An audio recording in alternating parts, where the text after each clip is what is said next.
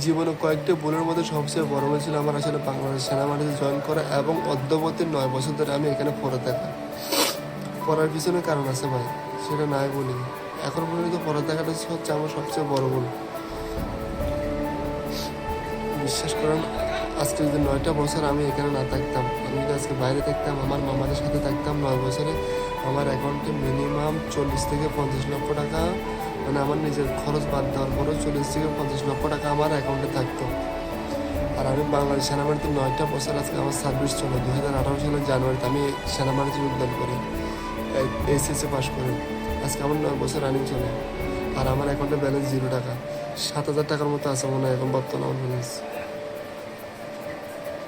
So তাহলে চিন্তা করে দেখেন, আমি যদি আজকে সেনাবাহিনীতে না থাকতাম, বাইরে থাকতাম, তাহলে আমার আর ভবিষ্যৎ নিয়ে আমার মনের ভিতরে কোনো টাকা নিয়ে কোনো আফসোস থাকতো না।